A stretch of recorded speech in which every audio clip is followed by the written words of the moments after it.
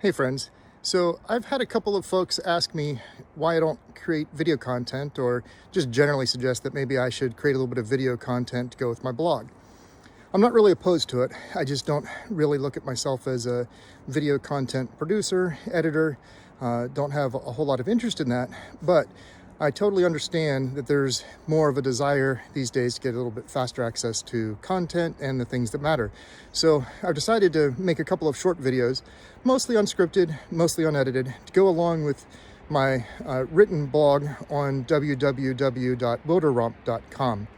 I'm not going to spend a tremendous amount of time polishing these, so I'll appreciate your indulgence as I fine-tune the craft a little bit and figure out what works. So I'm going to start off, I think, with just showing you this little 3D printed gadget that I made.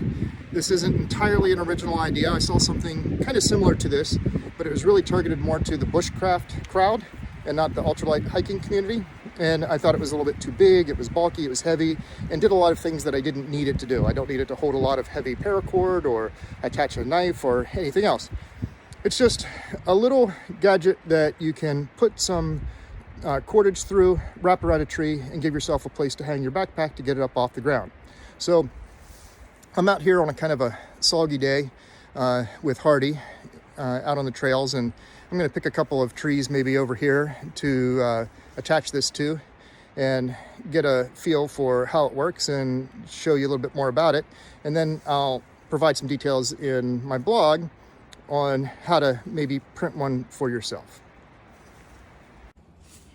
Okay, so first up, I'm using one of these Velcro straps to attach it to a small tree, simply because that's the size of my Velcro, to be honest. But I'll sometimes use these straps. I grabbed one of these off of search and rescue backpack, so I'll use this to attach a tarp to the outside of, tarp and bedroll to the outside of my backpack.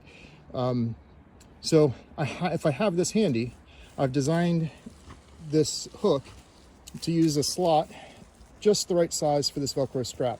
I'll provide more detail on the sizing in the blog post, but I think it's either a 1/4 inch or rather 3/4 inch or 1 inch.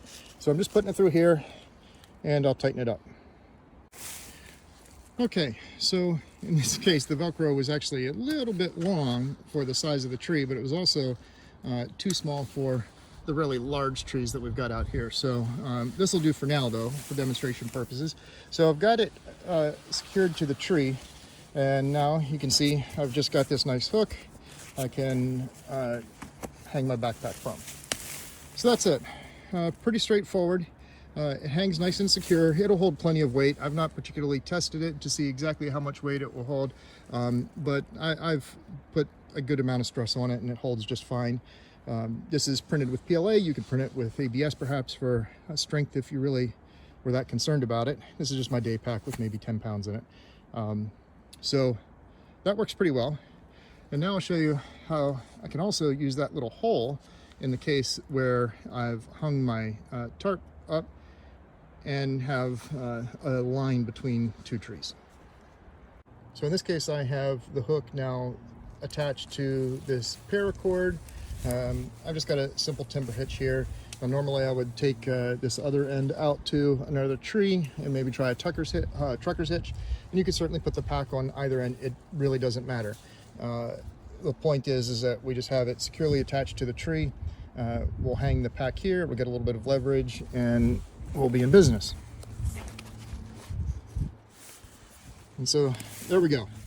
Now, I don't have this held with a whole lot of tension. I'm just holding it with my hand. Well, you can see it holds just fine, and with even more tension on here, that hook will hold easily your 40-pound pack if you carry it that much. Hopefully not. So the only real downside to this is that it doesn't keep your pack underneath, say, a tarp in the event that it's raining out. So you'll want to keep that in mind, and maybe only use this in better weather, or you can attach the tarp in such a way that it provides a little bit of coverage depending upon how you're pitching your tarp. That's it. Pretty straightforward. Hope you all enjoyed the video.